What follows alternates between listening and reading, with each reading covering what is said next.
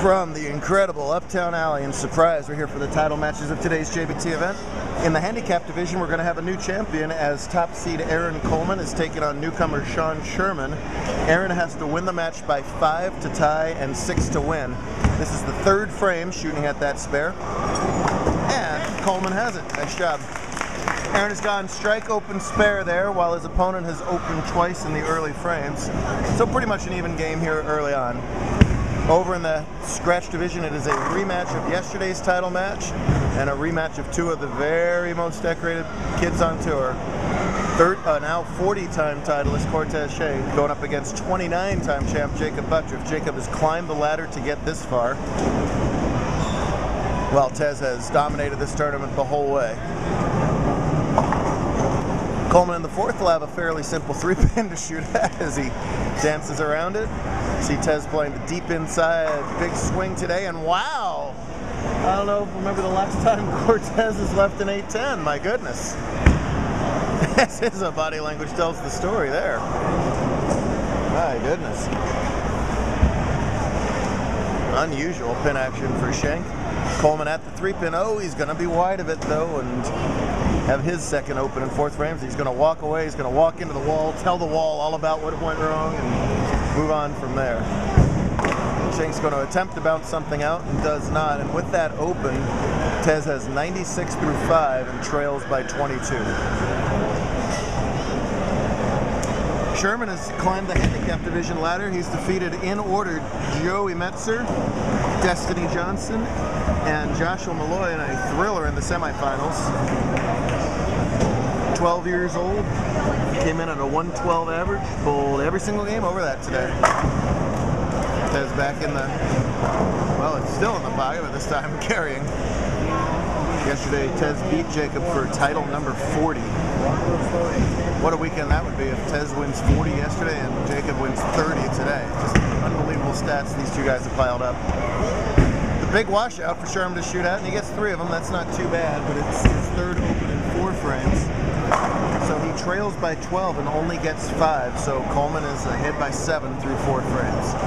Butturff just keeps on striking. He's found a great look over there, defeating in order Matt Swag, Ben Canfield, and Dallas Leong in another heartbreaker.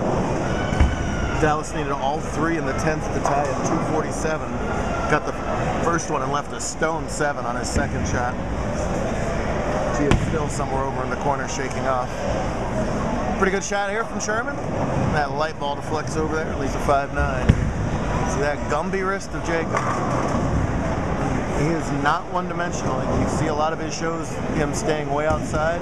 He loves playing Wolf and other short patterns right outside, but here he's been right of the 3rd arrow all day long. He's more around the 5th arrow now.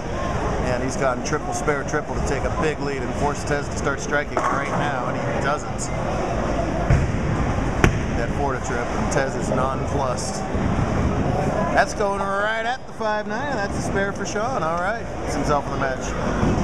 2 little guys going at it here, 12-year-old Shawn and 10-year-old Aaron. Aaron has been oh so close to victory before, as his whole family knows. Tez can only max out for, whoa, jeez, Tez getting sloppy there.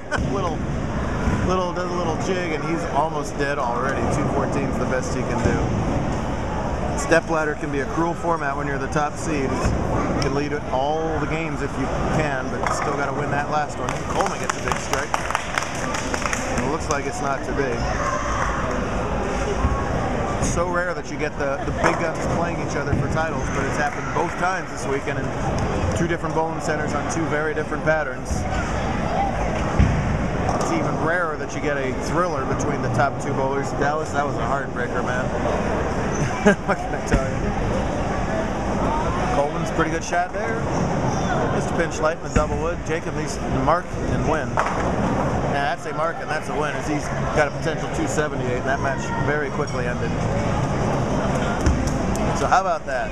Cortez wins 40 and Jakob wins 30 on the same weekend. The entire extended Coleman clan doing some coaching back here. You see, there we go. That's Mom, that's Dad, that's the guy that looks just like Dad. A couple others.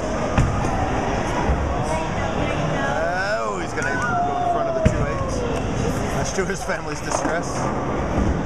Oh well. So Butturff down to the 250s potential.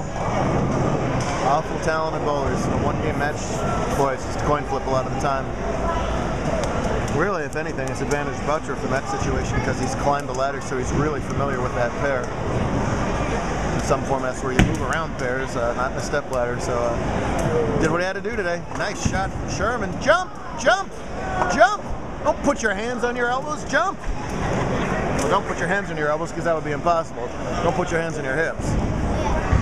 Hands on your elbows. Put your hands on your elbows. Put your hands. Hard to do, isn't it? Yeah.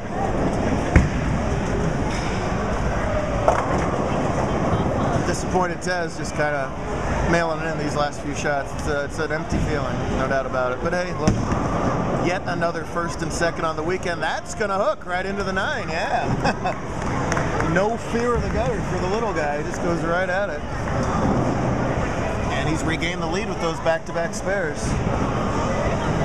It's a 4-pin lead, spare working in the 7th. This is going to be Cortez's potentially lowest game of the day at a low of 182 and at high games of 277 and 289, a front 10 effort with a ring 10. Another good shot from Sherman. Another good result from Sherman. Take the 8 count. Any age, any average, guys. You don't have to be a bigger guy or an older guy. All you got to do is love the bowl and come on up. Tez gives it the old what if push guy down there. That ball's going to hook too, a little bit too much that time. He gets one out of it. Close game heading into round 2, or part 2. And hats off to Mr. Butturff, a 30-time champ on tour. Joining Cortez, Kyle King, Cameron Smith, DJ Baker. And that's it. It's the only 30-time winners. 2 great bowlers, and we would love to have them go head-to-head a couple more times this season. I bet you it happens. Keep watching our videos all year long to see who does. And keep watching this video for part 2 to see whether Aaron or Shawn wins their first.